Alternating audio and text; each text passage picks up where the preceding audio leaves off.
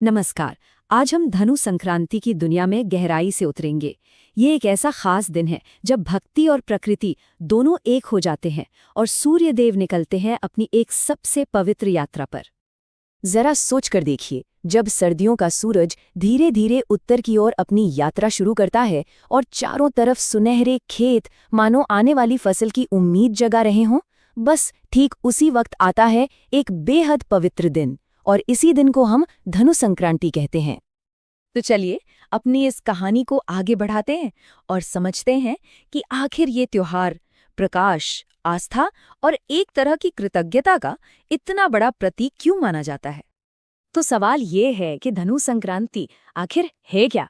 देखिए, ज्योतिष के हिसाब से ये वो समय है जब सूर्य धनु राशि में प्रवेश करते हैं, और जैसे ही ये होता है एक बहुत ही पवित्र महीने की शुरुआत हो जाती है जिसे कहते हैं धनुमास। ये पूरा महीना पूजा पाठ, दान और आत्मचिंतन के लिए समर्पित होता है। अब देखिए, सूर्य का ये जो राशि परिवर्तन है ना, इसका एक बहुत गहरा आध्यात्मिक मतलब भी है। ये सिर्फ कोई एस्ट्रोनॉमिकल इवेंट नहीं है, असल में ये अंधकार से प्रकाश की ओर जाने का प्रतीक है। मतलब अज्ञान के अंधेरे से निकलकर ज्ञान के उजाले की तरफ एक यात्रा।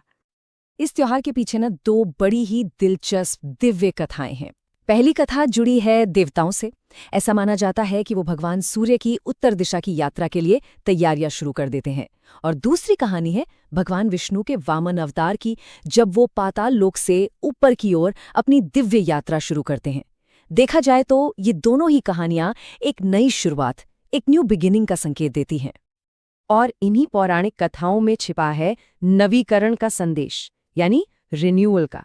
ये हमें धर्म की विजय के बारे में बताती हैं, और असल में यही इस त्योहार की पूरी नींव है। तो अगर हम सब कुछ मिलाकर देखें तो ये त्योहार क्या है? ये त्योहार है एक नई शुरुआत का, एक नई ऊर्जा का, और ईश्वर के प्रति अपना आभार जताने का। ये हमें एक बहुत ही प्यारी बात याद दिलाता है कि हर अंत में एक नई शुरुआत का बीज जरूर छिपा होता है। तो ये तो हुई दिव्य कथाओं की बातें। अब जरा धरती पर आते हैं और देखते हैं कि लोग इन मान्यताओं को कितने उत्साह और भक्ति के साथ मनाते हैं।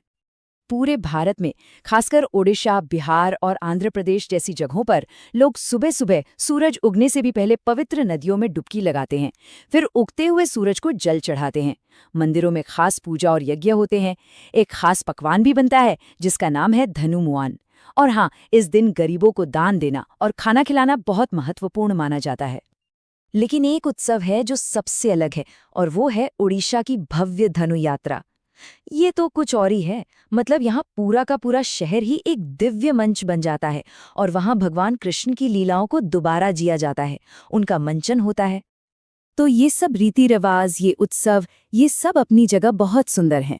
पर एक सवाल मन में आता है कि इन सब के पीछे इस पवित्र दिन का असली गहरा मतलब क्या है? इसका कोर मैसेज क्या है? तो चलिए अब इस कहानी के सबसे गहरे हिस्से तक चलते हैं और धनु संक्रांति के आध्यात्मिक सार को समझने की कोशिश करते हैं। आखिर इसका हमारे अंदर की दुनिया से क्या लेना देना है? तो देखिए, इसकी सबसे बड़ी सीख यही है कि हर सूर्योदय अपने साथ एक नया मौका लेकर आता है हमारे लिए अपने अंदर जागने का। जैसे सूर्य एक नए रास्ते पर आगे बढ़ता है, ठीक वैसे ही हमें भी प्रेरणा मिलती है कि हम भी ज्ञान, दया और खुद को जानने के रास्ते पर आगे बढ़ें। शास्त्रों में भी एक बहुत सुंदर बात कही गई है कि सूर्य केवल आकाश में ही नहीं चमकता, बल्कि उस आत्मा में भी चमकता है जो सत्य की खोज करती है। कितनी गहरी और सच्ची बात है ना? तो आखिर में धनु संक्रांति का संदेश हम सबके लिए यही है कि हम अपने मन के संदेहों से ऊपर उठें, अपने जीवन को एक मकसद दें, और हमारे अंदर जो भी अच्छाई और रोशनी है उसे पूरी दुनिया के साथ बांटें, क्योंकि असल में यही तो इस पवित्र दिन की सबसे सच्ची यात्रा है।